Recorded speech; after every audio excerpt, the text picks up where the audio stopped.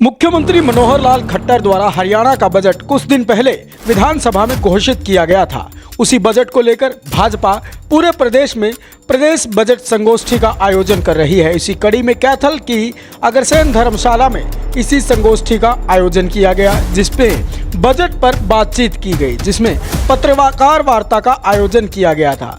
कार्यक्रम के संयोजक कैथल के वरिष्ठ नेता भाजपा नेता सुरेश गर्ग नौच रहे और मुख्य अतिथि के तौर पर प्रदेश के शिक्षा मंत्री कंवरपाल गुर्जर पहुंचे थे।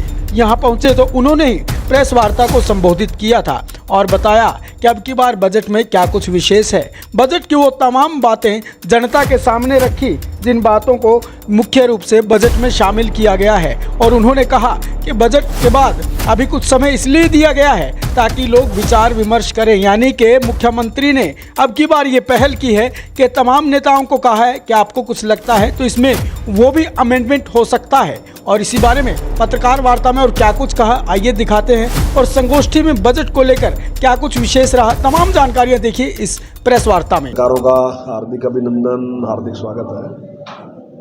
आज की ये पत्रकार वार्ता विशेष तौर से बजट के लिए अभी माननीय मुख्यमंत्री जी ने जो बजट प्रस्तुत किया, ये उनका चौथा बजट है और अभी तक जितने भी बजट वित्त मंत्री के तौर पर उन्हें प्रस्तुत किए तो एक बहुत बड़ा परिवर्तन हुआ। वो परिवर्तन क्या है कि जब पहला बजट उन्होंने प्रस्तुत किया तो सभी विधायकों को आमंत्रित किया और उनके सुझाव लिए। कुछ लोगों ने इस प्रकार की बातें भी कही कि केवल ये तो आईवास है, लेकिन उन्होंने जब बजट भाषण पढ़ा तो उसमें उन्हें विधायकों के नाम लेके बताया कि भाई ये सुझाव आपका था। इसी के साथ चाहे इंडस्ट्रियलिस्ट थे, चाहे व्यापारी थे, उनके साथ ही बातचीत की, चाहे किसानों के प्रतिनिधि थे, उनके साथ ही बातचीत की, अन्य सभी वर्गों के साथ उन्होंने बातचीत की। और अब की बार भी जब सेशन चल रहा था, आपके ध्यान होगा, सेशन में भी माननीय मुख्यमंत्री ने बात कही थी कि बजट प्रस्तुत करने के बाद ये संभव नहीं होता कि उसमें परिवर्तन कर दे, इतना बड़ा परिवर्तन कर दे, क्योंकि आप सभी विधायकों के उसमें सुझाव होंगे। तो मेरा आपसे निवेदन है कि आप पहले सुझाव दें, और उन्होंने वो भी सारे किए। और अभी आपने देखा होगा एक बहुत बड़ा परिवर्तन अब की बार ये भी है कि बजट प्रस्तुत करने के बाद इतनी लंबी छुट्टी दी गई। आज तक कभी ऐसा नहीं होता कि बजट प्रस्तुत करने के बाद आमतौर पे क्या होता था, अगले दिन ही बहस शुरू हो जाती थी, लेकिन अब की बार इतना बड़ा गैप दिया गया। और उसके बाद क्या किया, कमेटियां बनाई गई और वो कमेटियां उसका अध्ययन करेंगी। अलग अलग उस पर हर कमेटी अध्ययन कर रही है और उनको ये छूट दी गई कि वो अगर अपना सुझाव देगी तो हम देखेंगे कि सुझाव उसमें वो है तो जिस डिपार्टमेंट को दिया है उसी का ही पैसा रहेगा, लेकिन अगर वो बदलना चाहते हैं कि इस मद की बजाय ये मद जरूरी था तो उसमें परिवर्तन होगा। तो इस प्रकार की उदारता जिस प्रकार से दिखाई गई, उदारता तो नहीं कह सकता मैं इसको, तो मैं ये कहूँगा कि विकास के लिए प्रयास। मतलब विकास का मतलब ये नहीं है केवल जो सत्ता पक्ष के लोग हैं वही, उनमें विपक्ष का भी सहयोग और चुने प्रतिनिधियों के अलावा भी जो समाज के लोग हैं, जो उसके विशेषज्ञ हैं, उनका भी सहयोग है। तो मेरा मानना है कि ये जो बजट है ये विकासशील बजट है। और जो टारगेट माननीय प्रधानमंत्री जी ने दिया 2047 तक देश को विकसित राष्ट्र बनाना, तो जिस प्रकार से केंद्र का बजट आया उसी प्रकार से ये बजट भी है। ये बजट निश्चित तौर से जो ग्रामीण विकास है उसको गति देगा, जो कृषि है उसको गति देगा, और जो गरीबी है उसको दूर करने के लिए, और जो रोजगार है उसको आगे बढ़ाने के लिए ये बजट जो है हमारा निश्चित तौर से काम करेगा। और जो हमारा टारगेट रखा गया विकास दर वो 7.1 रखी गई है, और मेरा मानना है कि 7.1 बहुत अच्छी विकास दर है, चाइना की 4 से भी कम है। तो ऐसे में हम निश्चित तौर से जो देश की विकास दर है उससे ज़्यादा हम निश्चित तौर से करके देंगे। और उसी के साथ जैसे जो गरीब आदमी है उसके लिए एक योजना रखेंगे, हालांकि योजना हम पहले शुरू कर रखी, लेकिन अब की बार 2 लाख लोगों के लिए इस प्रकार का एक प्रदान किया कि जिन लोगों की आमदन 1 लाख से कम है, ऐसे 2 लाख लोगों को हम की मदद करेंगे, उनको लोन देंगे, वो अपना कोई काम शुरू करें और वो 1,80,000 से बाहर निकले। 1,80,000 से उनकी आमदन ज़्यादा बढ़नी चाहिए। ऐसे ही गरीब आदमी के लिए जो हमारे सफाई कर्मचारी थे उनको इंश्योरेंस देने का जिस प्रकार से किया, ऐसे ही जो एजुसेट चौकीदार हैं, मुझे नहीं पता आपको कितने लोगों को पता कि हमारी सरकार से पहले एजुसेट चौकीदार की तनख्वाह 1,000 रुपये थी, सिर्फ 1,000 रुपये। अब हमने 7 की, और अब हमने कहा कि हम इसको कौशल विकास के अंतर्गत लेके जाएंगे, उसमें 14,000 रुपये मिलेंगे। इसी प्रकार से मकान बनाने के लिए हमने गरीब आदमी के 1 लाख का टारगेट रखा कि 1 लाख लोगों को मकान बना के देंगे। जो हमने चिरायु योजना चलाई, जो अपना आयुष्मान है, तो हमारे हरियाणा में चिरायु के चलाई, तो उसमें हम 1,80,000 से जो कम थे तो उसको हम मदद देते थे कि उसका लाभ दे रहे थे। लेकिन अब हमने 3 लाख तक की जिसकी आमदन है उसको भी कहा कि वो 1,500 रुपये दे के अपना इंश्योरेंस करा सकता है, उसको भी वही सारे के सारे लाभ मिलेंगे। इसी प्रकार से पेंशन जो थी, जो 2,500 रुपये थी, उसको बढ़ा के हमने 2,750 किया। निश्चित तौर से बुजुर्गों को उसका लाभ मिलेगा। और उसमें दूसरा एक परिवर्तन हमने और भी किया कि पीछे काफ़ी एक विषय उठा था कि हमने 2 लाख की आमदन है कि उससे ज़्यादा जिसकी आमदन है उसकी पेंशन बंद करने की बात आई थी। तो कुछ लोगों ने उसका कहा कि जिनकी 2 लाख से ज़्यादा हो, वो 2 लाख केवल उनके लिए थी जो पति पत्नी पेंशन लेने वाले थे। अगर उनकी व्यक्तिगत आमदन 2 लाख है तो अब वो बढ़ा के 3 लाख कर दी कि अगर 3 लाख तक की उनकी आमदन है तो उनको उसके बावजूद भी पेंशन मिलेगी। इसी प्रकार से जो सरकारी स्कूल हैं उनमें भी हमने एक विशेष ध्यान दिया, खासकर गरीब लोगों के बच्चे ज़्यादा सरकारी स्कूल में हैं, तो उसके लिए हमने 6 ऐसे पॉइंट किए निश्चित के ये अगर किसी स्कूल में नहीं है तो निश्चित तौर से हम सारे निर्णय करेंगे। अभी भी हम काम कर रहे हैं 27 ब्लॉक में, इस टाइम पे हमारा काम चल रहा कि अगर कहीं ड्यूल टैक्स नहीं है तो ड्यूल टैक्स देंगे, अगर स्कूल का रास्ता नहीं है तो स्कूल का रास्ता, 4 द्वारी नहीं है तो 4 द्वारी, अगर शौचालय वगैरह ठीक नहीं है शौचालय, पीने का पानी की व्यवस्था ठीक से होना चाहिए, ब्यूटिफिकेशन ठीक होनी चाहिए, स्कूल का ग्राउंड ठीक होना चाहिए, उसका लेवल ठीक होना चाहिए। तो उसके लिए हमने सारे के लिए एक योजना बना के दी। कौशल विकास जो अभी नेशनल एजुकेशन पॉलिसी आई उसमें विशेष ध्यान उसमें दिया गया है, तो उसका भी हमने 6ठी से 8वीं तक के लिए विशेष ध्यान दिया और हमने उसको शुरू भी कर दिया। और उसमें 40 स्कूल हमारे ऐसे भी हैं जिसमें हमने सीधा जो इंडस्ट्री है उसके साथ संपर्क किया और उससे कहा गया आपको किस तरीके के क्वालिफाइड लोग चाहिए, आपको किस प्रकार की जरूरत है, तो उस पर मैंने दिया और उस हमने शुरुआत भी उसकी कर दी। तो ऐसे ही हमने कॉलेज के जो स्टूडेंट उनकी कोचिंग के लिए भी हमने जिन लोगों की आमदन 3 लाख से कम है तो ऐसे 1,000 छात्रों को कोचिंग जो हम है निःशुल्क कोचिंग देंगे, उसमें किसी को कुछ देना। ऐसे ही जो हमने एक दीनदयाल उपाध्याय अंत्योदय परिवार सुरक्षा योजना की हमने शुरुआत की है।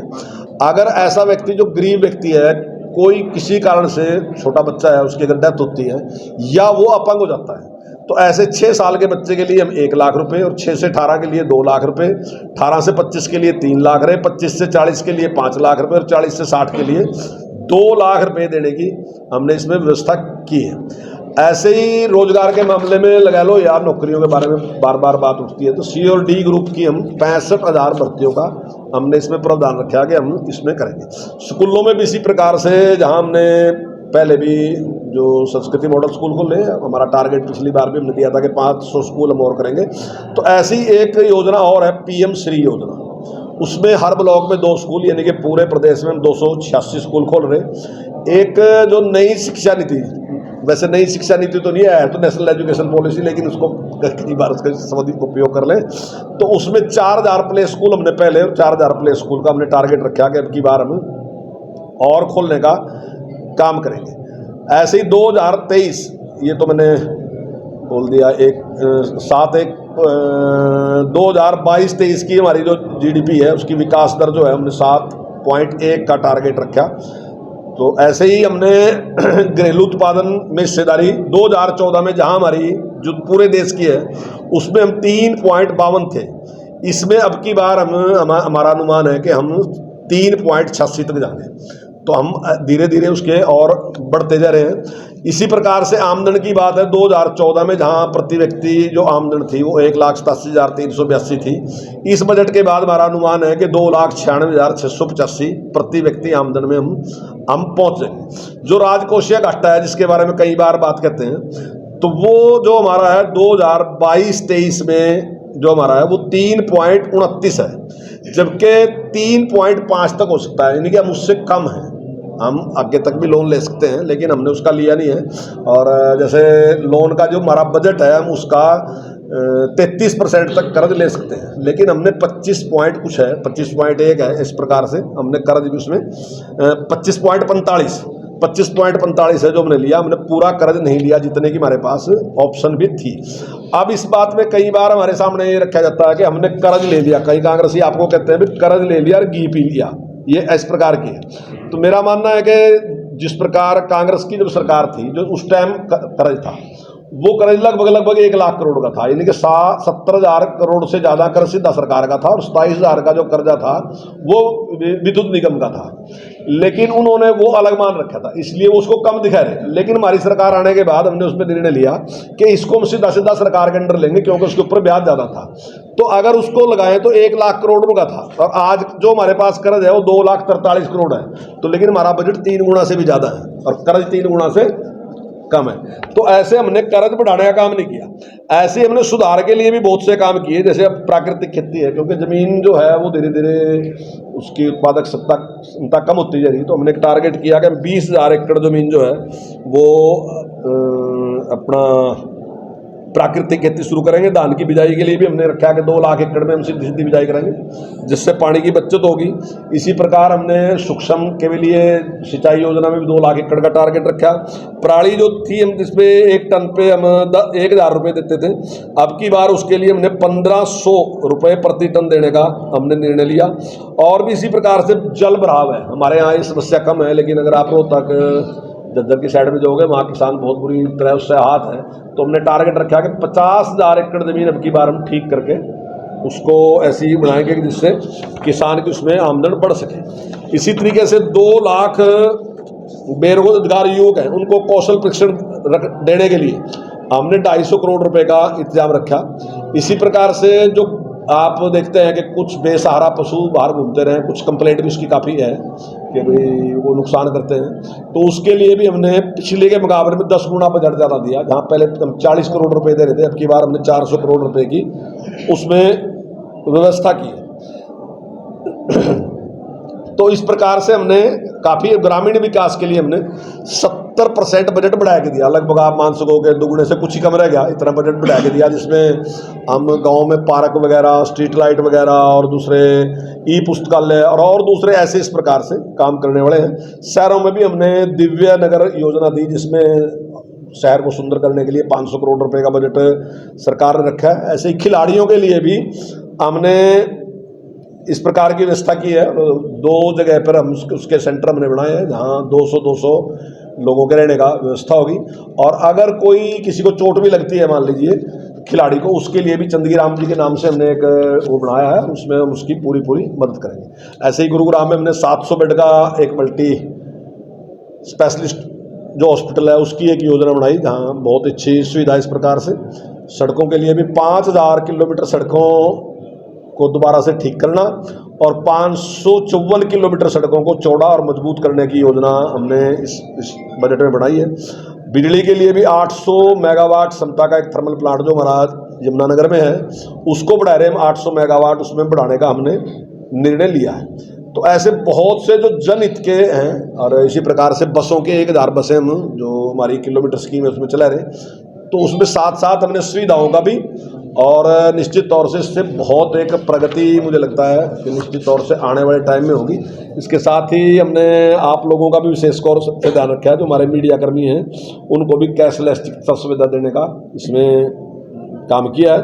और इसके साथ ही जो हमारे कलाकार हैं, जो रागनी गाने वाले हैं या दूसरे सांग वाले हैं और अन्य गाते हैं, तो उसके लिए भी, क्योंकि बुजुर्ग होने के बाद उनकी भी स्थिति ठीक नहीं होती, तो उनकी पेंशन देने का भी हमने योजना बनाई है और उनको 10,000 पेंशन मासिक हम